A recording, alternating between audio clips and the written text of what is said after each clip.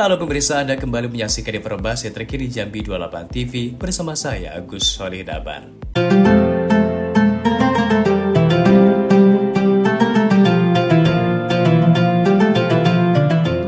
Membawa isu yang sama untuk kepedulian kami masyarakat Jambi. Pemirsa, massa dari LSM Mapan menggelar aksi unjuk rasa di depan kantor Kejaksaan Tinggi Jambi. Dalam orasinya, Sekjen DPP LSM Mapan, Hadi Prabowo, mendesak Kejaksaan Tinggi Jambi dan Satgas Penertiban Kawasan Hutan atau PKH untuk segera melakukan ekspos dan naik status perkara hukum terkait dugaan alih fungsi kawasan hutan produksi seluas 400 hektar yang diduga dilakukan oleh PT Bintang Sawit Sejahtera. Ia juga meminta Kejaksaan Tinggi Jambi melakukan penyelidikan mendalam serta pengembangan terkait dengan dugaan transaksi jual beli kawasan hutan yang sudah berubah fungsi menjadi kebun kelapa sawit antara PT Bintang Sawit Sejahtera dan PT Kriston Agro, serta dugaan tindak pidana korupsi, penggelapan pajak, dan pencucian uang perusahaan tersebut. Selain itu, Hadi Prabowo juga mendesak Kejaksaan Tinggi Jambi untuk melakukan penyelidikan mendalam terkait dugaan perambahan hutan serta alih fungsi kawasan hutan produksi dan cagar alam menjadi kebun kelapa sawit inti di luar HGU oleh PT Citra Koprasindo Tani seluas 1.600 hektar.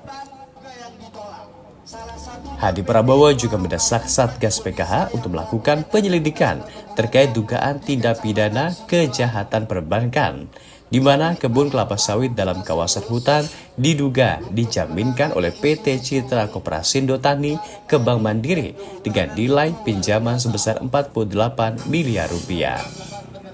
Datang ke Kejati Jambi, pertama itu ngapresiasi kinerja Kejati bersama dengan tim Satgas PKH yang berhasil menertibkan beberapa perusahaan perkebunan kelapa sawit yang mengelola dan mengalihfungsikan kawasan hutan menjadi kebun kelapa sawit tanpa izin.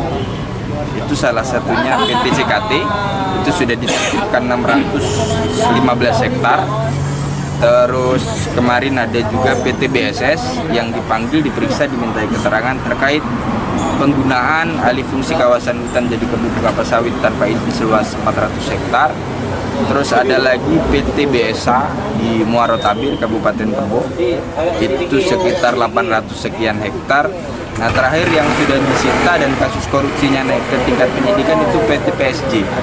Jadi dari 4 perusahaan ini yang kami minta kepada Satgas PKH dan Bapak Kejati Jambi jangan hanya fokus ke penertibannya saja, tapi ke proses pidana, karena banyak celah pidana yang bisa dilakukan pendalaman. Salah satunya dari penertiban kawasan kebun sawit dalam kawasan hutan itu satu, terkait dugaan tindak pidana korupsi, penggelapan pajak, tindak pidana pencucian uang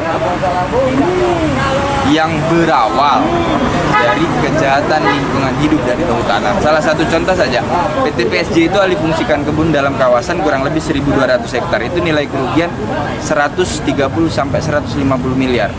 Di Jambi bukan hanya 4 perusahaan, bahkan ratusan perusahaan itu berada di dalam kawasan.